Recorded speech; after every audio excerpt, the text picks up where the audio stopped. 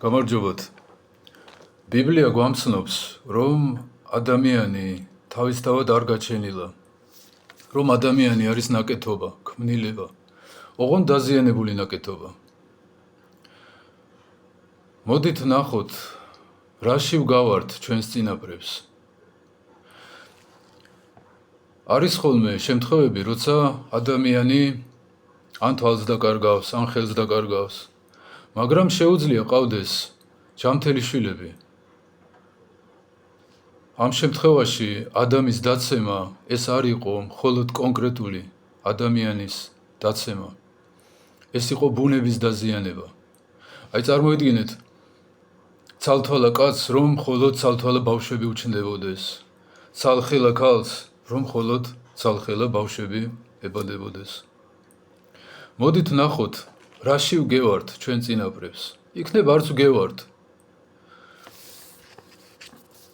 ადამმა მოიპარა აკრძალული ნაყოფი. გარშემო ათასობით ხე იყო, ნებისმიერი მათგანისგან შეეძლო ეჭამა და კურთხევა ჰქონდა ჭამაზე. მიდი და ჭამეო. ოღონდ ამ ერთისგან არ ჭამო. მსოფლიო ეკონომიკა დგას ქურდობაზე.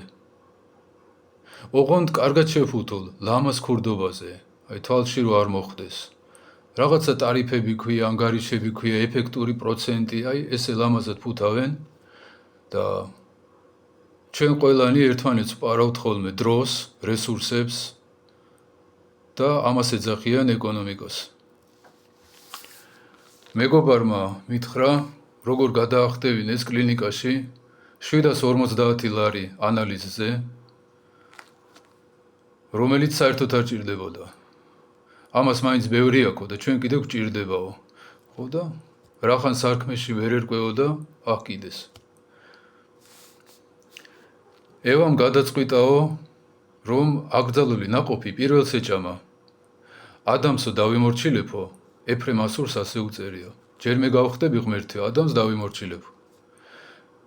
ძალიან იშვიათია ნახოთ ადამიანი, რომ მეორე ადამიანის დამონება და დამორჩილება არ უნდოდეს.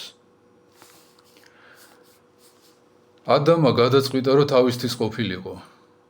ღმერთს არ დაეკითხა, ღმერთმა გააფრთხილა, მაგრამ ამან თითქოს აღარ ახსოვდა.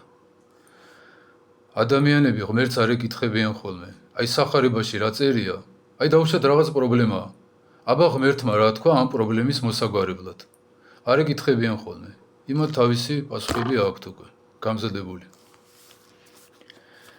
ევას ყავდა ქმარი. შეეძლო, რომ აი გველი რომ მივიდა, შეეძლო ეთქვა, რომ ადამ, აი ცხოველები არ ლაპარაკობენ, გაიგეთ, ეს აი მოლაპარაკე გველი, რაღაცა იდეებს აფრქვევს. და მოდი ერთი აბა დაელაპარაკე რა უნდა. შეეძლო ღმერთთან ესაუბრა. მაგრამ იმან გადაწყვიტა, რომ აი გაერკვია სიმართლე. 8000 წლის შემდეგ ევას ცოდვილი შთამომავლები, აი თოქ-შოუებს ეძახიან, საათობით ქადაგებენ ხოლმე. თვითონ აღარ ახსოვთ მე 5 წუთში რას ქადაგებენ. და ეს არის ხოლმე ამაოდმეტყველება, განკითხვა, ცილისწამება და არ ინტერესდებიან ღმერთმა რა თქვა. პირველ ადამიანებს არ შეოდათ და ჭამეს. მამებს უწერიათ, ევაო, ახლად შექმნილი იყო, შიმშილი საერთოდ არ იცოდა რა იყო, მაგრამ ჭამეს. მეცნიერები დღეს ამბობენ, რომ 1 მილიონი ადამიანი თუ კვდება შიმშილით დედამიწაზე, 100 მილიონი კვდება ზედმეტი ჭამით. ადამიანებს არ შეათ, მაგრამ ჭამენ, ვერ ჩერდებიან. ადამი ღვთის სიტყვას არ ენდო, ოცნებებში წავიდა. როგორი ძნელია ხოლმე ცოდვილისთვის, რომ თავი დაანებოს ფანტაზიებში ცხოვრებას და ღვთის სიტყვით იმოქმედოს. ხელიდან ვერ გააგდებინებ. ან ლექსია, ან პოემა, ან რაღაც სერიალია. სახარებას ვერ ააღებინებ ხელში ადამიანს. ადამი ეშმაკს ელაპარაკა და ოცნებებში წავიდა. აი ღმერთი რო გახდება, მარადისოვას გააკონტროლებს. ჩვენ ყველანი აზრებთან საუბრობთ, ოცნებებში მივდივართ და ეს აზრები და ოცნებები სახარებასთან თავსებათია თუ არა, არც ვიცით ხოლმე. ადამმა და ევამ გადაწყვიტეს თავისი მომავალი, თავისი ბედნიერი მომავალი ღვთისთვის კი არ დაეკავშირებინათ, არამედ ერთმანეთთან და ცოდვასთან. ადამისა და ევას ცოდვილის თავმავლობა ბედნიერებას უკავშირებს ცოდვას და მეორე ადამიანს.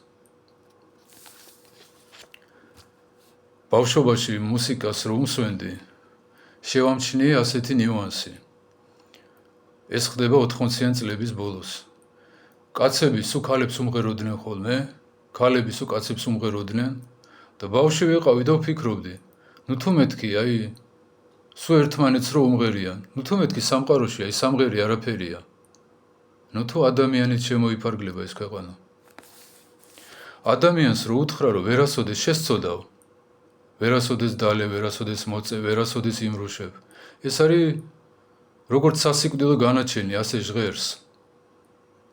რა აზრი აქვს ცხოვრებას თუ ვერ შევწოდე, ესე ხდება ფორმულირება. ადამი ღმერთს დაემალა, ყოვლის მხილველს, ყოვლის მხედველს დაემალა ბუჩქებში.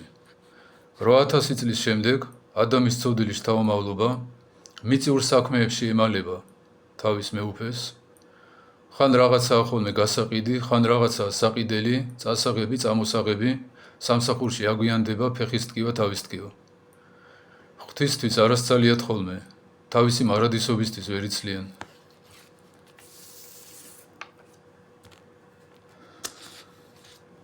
ადამმა თავი გაიმართლა დაცემის შემდეგ. თუ დააკვირდებით, როცა რაიმეს გვეუბნევიან, არ ვინტერესდებით ხოლმე, ვინ გვეუბნება, ან რას გვეუბნება. პირველი ავტომატური რეაქცია არის თავისმართლება. შემთხვევას შევესწარი. გაჩერებულ, გზიდან გადასულ მანქანას დაეჯახა მეორე მანქანა. და დამნაშავე იმ გაჩერებულის მძღოლს ეუბნებოდა, შენი ბრალიაო. და რატო ბევრი ტვირთი გიწყვია მანქანაზე. ადამი არ ენდო ღმერთს, რომ მოკვდებოდა, უფალმა გააფრთხილა, არ ჭამო თორე მოკვდები. 8000 წლის შემდეგ ადამიანს ვერ წარმოუდგენია, რომ მოკვდება. მთელი ქვეყანა რო გაწყდეს, თითო რომ მოკვდეს, ეს გონება ვერ აღიქვავს ამას. მცირე ჩამონათვალია ეს. წმინდა მამებთან ეს ძალიან დეტალურად არის განხილული.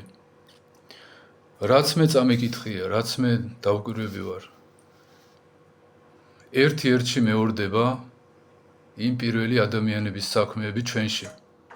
ჩვენი სიამაყის გამო სულ მუდმივად ასე გვეჩვენება, რომ ვართ ინდივიდუალურები, განსაკუთრებულები. პლაკატი ვნახე თბილისში, შენ ხარ ერთადერთი და განსაკუთრებულიო. იქ რაღაცას მივაწერდი კიდე ბოლოში. ჩვენ ყველანი ინდივიდუალურად ვაფრენთ. ზოგი ასე ვაფრენთ, ზოგი ისე ვაფრენთ. ამ სიკვდილიდან გამოგვიყვანს სახარება. არ გაამართლოთ ხოლმე თქვენი თავი, არ გაიმართლოთ. ცოდვას, ბოროტებას, ეშმაკს გამართლება არ აქვს. იმიტომ დავლიერო, იმიტომ მოვწიერო, იმიტომ. არ გაიმართლოთ თავი, მოიკვეთეთ. მერე დაინახავთ, როგორ მეორდება ადამის საქმეები და ევას საქმეები თითოეულ ჩვენგანში. ყველანი ვართ ერთადერთი და განუმეორებელი ცოდვილები. მეორე ესეთი არ არის. ამიტომ ის ჯვარი, რასაც უფალი გვაძლევს, ეს არის ხოლმე ერთადერთი და განუმეორებელი ჯვარი, მეორე ასეთი არ არის. ვატაროთ ეს ჩვენი ჯვარი და ეს ჯვარი შეგვიყვანს სასუფეველში. ერთმა გაგახაროთ.